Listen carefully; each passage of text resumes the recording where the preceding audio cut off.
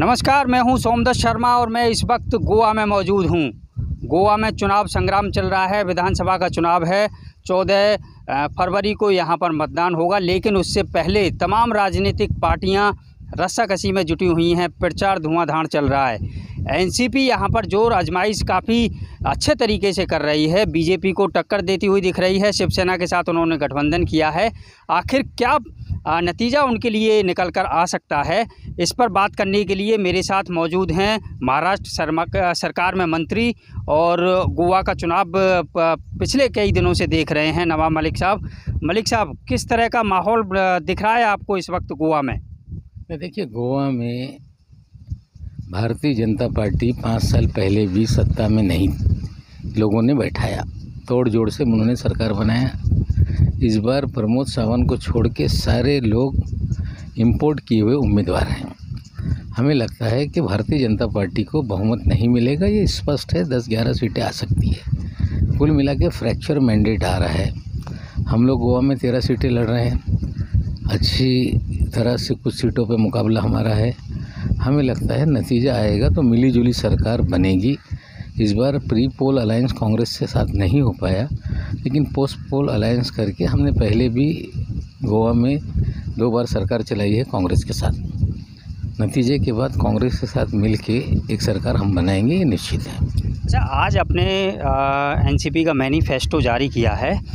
गोवा के लिए ऐसी क्या क्या जो है चीज़ें आप लेके आए हैं जो चुनाव के बाद में अगर सरकार बनती है तो क्या वो ऐसी कौन सी चीज़ें हैं जो गोवा के सामने रखेंगे आप?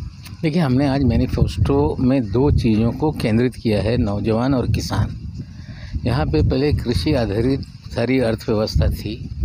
धीरे धीरे नागरिकरण यहाँ पे बढ़ गया और कृषि ज़मीनें जो है वो निश्चित रूप से पूरी तरह से बंजर बन गई हैं। तो हमने कहा है कि किसानों को सिंचाई की छोटी योजनाएं पोखरा की तरह जो होती है उस पर जोर देंगे। इनलैंड फिशिंग की नई योजना लाएंगे। एनिमल हस्बेंड्री, एक्वा कल्चर, जो प्रॉन्स फार्मिंग है, ये सारे चीज़ों का हमारा वो रहेगा। और ग्रीन हाउस के जरिए फ्लोरिकल्चर को कैसे आगे बढ़ाया जाए, तो किसानों को लेके एक है। और किसानों को लेके एक और हमने यहाँ पे कहा है कि जो मनरेगा की तर्ज पे यहाँ पे किसानों को मजदूर ये मिलते नहीं, इतना पैसा लगता है कि किसानी हो नहीं पा रही है। तो मनरेगा के आधार पे जो खेती में मजदूर काम करेगा उसे भी सरकार कुछ पैसा दे, इस तरह के हमने लोगों को आश्वासन दिया है। बीजेपी माइनिंग का हमेशा से जो है समर्थक रही है। उन्होंने अपने मैनिफेस्टो में भी कह दिया कि हम माइनिंग को जो है इजाज़त देंगे। आप कह रहे हैं कि माइनिंग नहीं होना चाहिए, नियम के अनुसार होना चाहिए। इसमें दो राय कैसे बनती दिख रही है? माइनिंग बंद हो जाए हम नहीं कहते।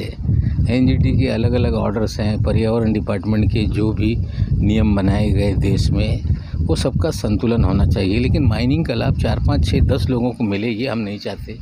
कोई कॉरपोरेशन बने, उससे आमदनी सरकारी आमदनी बने, उस आमदनी से राज्य का विकास हो, इस तरह की माइनिंग पॉलिसी हम लाना चाहते हैं।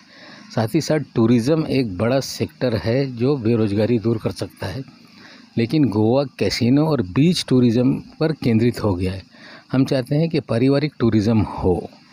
देश में जो मध्यम वर्गीय लोग हैं, लोअर मिडिल क्लास है, वो भी गोवा देखना चाहते हैं। तो एक हमें योजना का हमने ऐलान किया है, अगर सरकार बनेगी तो जितने रिहायशी घर गोवा में लोगों के हैं, बड़े बड़े मकान हैं लोगों के, सबको होटल का दर्जा दे देंगे।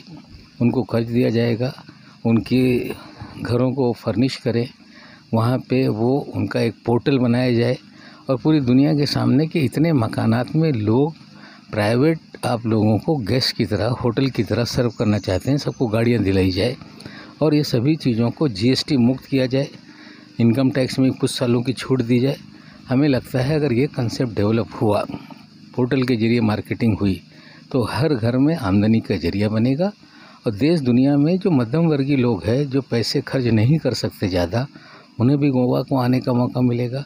तो हमें लगता है देश के लिए, और जब ये गांव में हर घर में इस तरह के होटल की सर्विसेज अवेलेबल होगी, तो उनको स्किलिंग के जरिए हाउसकीपिंग कैसे हो, खाना कैसे परोसा जाए, ये सारी ट्रेनिंग का भी प्रोग्राम हम बनाएंगे। और इससे हमें लगता है कि रोज़गार पर कैपिटा इनकम चाहे दिल्ली, सिक्किम के बाद गोवा उसके साथ हो, लेकिन कुछ ही लोगों के पास संपत्ति है। हमें लगता है इस योजना से सभी लोगों की आय बढ़ेगी, पर कैपिटा इनकम बढ़ेगा, टूरिज़्म का स्कोप ज़्यादा होगा और मध्यम वर्गीय जो देश में गोवा देखना चाहते हैं उन्हें भी अवसर मिलेगा। मलिक साहब, आप कह रहे हैं, आप रोज़गार की बात करते हैं, आप इनकम बढ़ाने की बात करते हैं। कल प्रधानमंत्री की रैली थी, उन्होंने नेहरू पर निशाना साध दिया, कांग्रेस को जिम्मेदार मान लिया कि नेहरू ने जो है गोवा के जो आज़ादी थी उसको दिलवाने में जो है देरी की। ऐसा क्या गोवा वालों को बहकाने के लिए या फिर उनको इन्फ्लुएंस करने के लिए ये बयान दिए जा रहे हैं? नहीं, आज़ादी दिलाई ये तो मानते हैं, लेकिन अब हमें लगता है ये अच्छा है ये ना भूल गए कि गोवा के मुक्ति के लिए भी उन्होंने जेल गए थे वे, क्योंकि बांग्लादेश की आज़ादी की लड़ाई में वे थे, उसके लिए जेल गए थे। हो सकता है कि गोवा की आज़ादी में जेल नहीं गए, कम से कम ये नहीं बोले आज़ादी दिलाई गई। गोवा मुक्ति संग्राम एक अलग आंदोलन है। पूरे महाराष्ट्र के लोग और बहुत सारे लोग, विशेषकर उस समय कांग्रेस के लोगों ने एक संग्राम खड़ा किया, गोवा को मुक्त कराया। कांग्रेस के कार्यकाल में मुक्त हुआ। शायद मोदी जी उसमें भाग नहीं ले पाए, इसलिए उनको लगता है कि ये उनका दुख है। बांग्लादेश उन्होंने आज़ाद कराया, उन्होंने दावा किया, लेकिन गोवा आज़ाद नहीं कराया, कम से कम ये दावा उन्होंने नहीं किया। अच्छा, कांग्रेस को टारगेट क्यों कर रहे हैं? पिछले कई दिन से हम देख रहे हैं, लोकसभा हो, राज्यसभा हो, उसके बाद अब गोवा में रैली हुई है तो वहाँ भी कांग्रेस को ही निशाना क्यों बनाया जा रहा है? क्या कांग्रेस उनको कंटेंडर लग रहा है एक दो राज्यों में? ये लगता है पंजाब है, उत्तराखंड है, गोवा है, मुख्य मुकाबला कांग्रेस तो कर रही है, इसे नकारा नहीं जा सकता। लेकिन कांग्रेस पे हमला करते हुए बोलते जब हैं तो हमें लगता है कि जिम्मेदारी से नहीं बोलते हैं, गलत बयानी होती है, गलत आंकड़े रखे जाते हैं, और हमें लगता है इस पद पे बैठकर गलत चीज़ें बोलना ठीक नहीं। अच्छा, हमने देखा है कि गोवा का इतिहास ये रहा है कि चुनाव होता है, एमएलए चुनाव जीत जाते हैं, लेकिन उसके बाद में बिखराव हो जाता है। उस बिखराव से बचने के लिए एनसीपी ने क्या तैयारी कर रखी है? देखिए, हमारी सीटें आएंगी और बीजेपी को इतनी सीटें नहीं मिल सकती कि वे सरकार बनाने का दावा कर पाए। हमें लगता है कि गोवा की जनता ऊबी हुई है 10 साल के बीजेपी के कार्यकाल से। रिमोट कंट्रोल से मुख्यमंत्री यहाँ चलते हैं, सारी लूट दिल्ली से होती है, ये गोवा के आम आदमी को पता चल गया है। हमें लगता है सत्ता में बीजेपी नहीं आ सकती, ये सच्चाई है।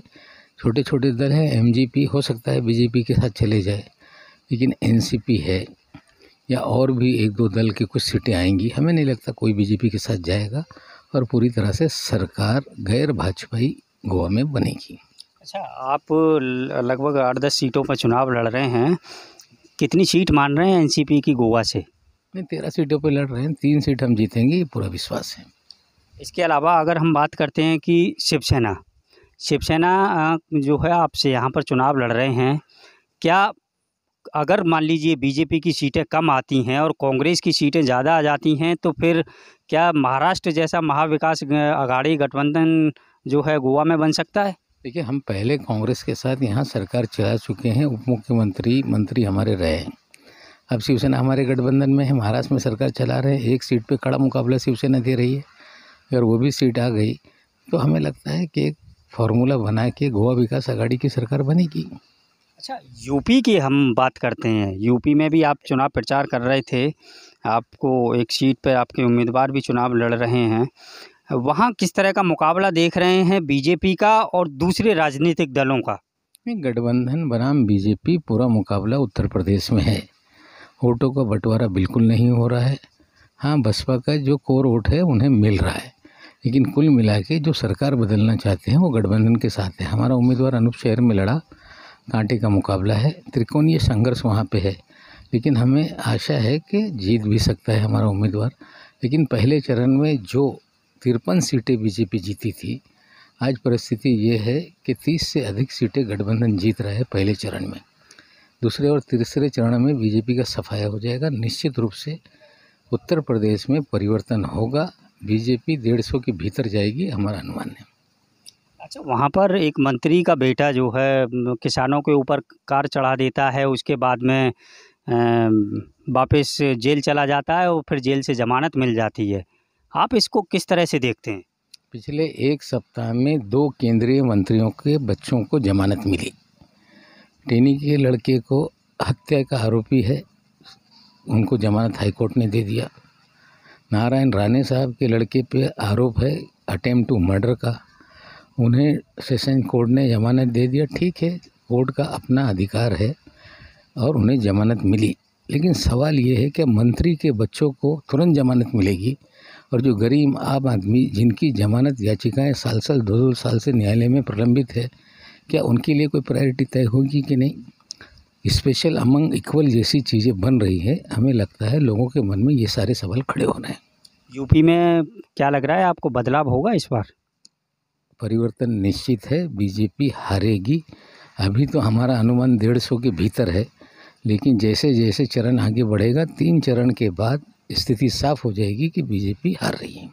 एक बार वापस गोवा पर आते हैं। गोवा के विकास के लिए आपने आज मैनिफेस्टो में भी कई सारी बातें बताई हैं। बीजेपी से लोगों का मोह भंग जो हो रहा है, आप कह रहे हैं कि बीजेपी यहाँ पर हारने जा रही है और इस बार सरकार नहीं बनेगी। ऐसे कौन से उन्होंने काम हैं जो ऐसे काम कर दिए कि लोग उनको वोट देने को तैयार नहीं हो रहे हैं? मैं उन्हें वोट ही नहीं दिया था। उन्होंने तोड़ जोड़ करके खरीद फरोख्त के जरिए 5 साल सरकार चलाई। शुरू में भी तोड़ जोड़ के जरिए सरकार चलाई, बाद में वो दल जो उनके साथ थे उनके भी विधायक तोड़ दिए, कांग्रेस के विधायक तोड़ दिए। तो लोग देख रहे हैं कि हम वोट नहीं दे रहे हैं और ये पैसे सरकार और ताकत के बल पे ये हम पर राज कर रहे हैं। ये सबसे बड़ा गुस्सा गोवा की जनता के मन में है। अच्छा, इस चुनाव में 2 पार्टियां ऐसी हैं, एक तो टीएमसी और एक आम आदमी पार्टी। ये दोनों इसी चुनाव में जो है उतरी हैं। आप किस तरह से देखते हैं? पहले आम आदमी पार्टी के बारे में बताइए कि आम आदमी पार्टी कहाँ स्टैंड कर रही है इस वक्त गोवा चुनाव में? आम आदमी पार्टी अपना विस्तार देश भर में करना चाहती है राष्ट्रीय पार्टी बनने के लिए। वही परिस्थिति टीएमसी की है। सभी दलों को लगता है कि राष्ट्रीय पार्टी बने। हमें लगता है गोवा छोटा राज्य है, इसलिए हम प्रयोग लोग करते हैं। ठीक है, चुनाव लड़ रहे हैं, कई उम्मीदवार उनके अच्छी तरह से भी लड़ रहे हैं। देखते हैं लोग कितना उन्हें स्वीकार करते हैं। अच्छा, 14 फरवरी को वोट है, वोट डाले जाएंगे और 10 मार्च को गिनती होगी। तो 10 मार्च को हम क्या समझें, गोवा के अंदर क्या होगा? गोवा में भारतीय जनता पार्टी सत्ता से बाहर जाएगी, उत्तर प्रदेश में जाएगी, पंजाब में नहीं जीत पाएगी, उत्तराखंड में कांटे का मुकाबला है, मणिपुर में वही परिस्थिति। ऐसा ना हो कि अमित शाह जी 300 के पार 200 के पार आंकड़े बोलते रहे, इस बार 5 राज्यों में हार ना हो जाए। बहुत बहुत शुक्रिया। तो ये तो थे नवाब मलिक, जो कि महाराष्ट्र सरकार में मंत्री हैं। इनका यही दावा है कि जब 10 मार्च को नतीजे आएंगे गोवा के, तो एकदम उलट रहेंगे और गोवा में बीजेपी सत्ता से बाहर हो जाएगी। लेकिन ये हमको इंतज़ार करना होगा कि आखिरकार जनता क्या फैसला करती है। मैं सोमदत्त शर्मा, गोवा से।